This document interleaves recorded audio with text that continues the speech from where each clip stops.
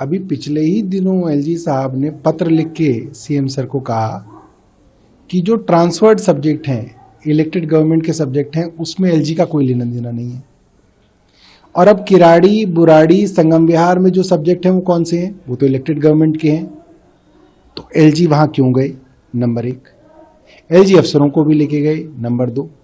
तो जब एलजी को मालूम है कि जो अफसर अपना काम नहीं कर रहे, जिनकी कमियां एलजी साहब खुद अपने ट्विटर के अंदर बता रहे हैं, फोटो खींच के भेज रहे हैं, तो उन अफसरों पे कार्रवाई करने का जो शक्ति है वो तो एलजी साहब के पास ही है। मुख्यमंत्री जी के पास तो है ही नहीं, ना मेरे पास है, ना आतिशी के पास है। तो एलजी साहब उन अफसरों पर कार्रवाई क्यों नहीं कर रहे? अब तो मुख्यमंत्री जी ने भी कह दिया कि आप कार्रवाई कीजिए, इन अफसरों को सस्पेंड कीजिए।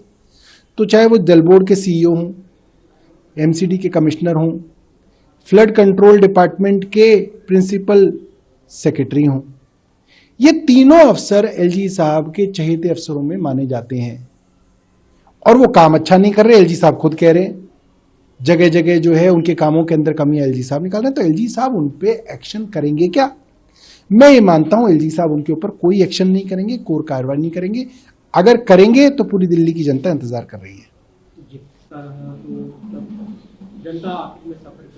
देखिए, ये बात तो साफ है कि अफसरों के ऊपर दबाव बनाया गया है कि काम ना करें, इसीलिए अफसर काम नहीं कर रहे और इसीलिए एलजी साहब उन अफसरों पर कार्रवाई नहीं कर रहे, क्योंकि उन्हीं का दबाव है कि काम नहीं करना है। आप ही ने कहा है काम नहीं करना है, फिर अफसर अगर काम नहीं करेंगे तो आप उन पे एक्शन कैसे लेंगे? क्योंकि आप ही के कहने पे तो काम नहीं कर रहे हैं। इसीलिए हमने कहा कि एलजी साहब इन अफसरों पे कार्रवाई करें, और मैं ये भी कह रहा हूं कि एलजी साहब इन पे कार्रवाई नहीं करेंगे।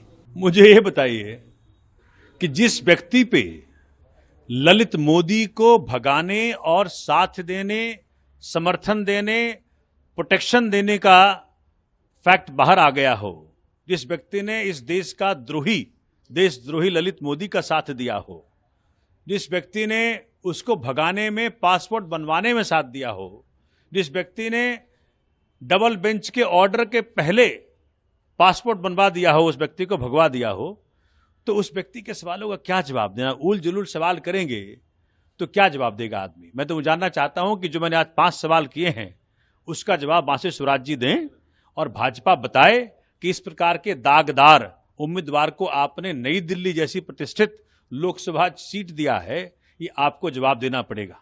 लेकिन उनका कहना है इसकी बात करते हैं, लेकिन इस पे चुप्पी है। ये कहीं ना कहीं मुझे बताएं कि बांसुरी स्वराज जी ने मणिपुर में, बताओ, भाजपा सरकार थी मणिपुर के अंदर, क्या उससे ज्यादा घृणित घटना कभी हो सकती है कि किस प्रकार से बहनों को निर्वस्त्र करके घुमाया गया?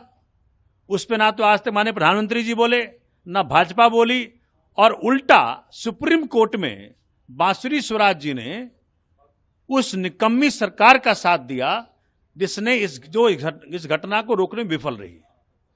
उसी प्रकार से आप देखिए बृजभूषण सिंह, जिसने कि हमारी महिला पहलवान साथियों को तार तार किया, जिसकी इज्जत के साथ खिलवाड़ किया, उसके साथ खड़ी दिखी है। तो महिला सम्मान, महिला स्वाभिमान की बात तो ये ना कम से कम करें, इनको हक नहीं बनता है।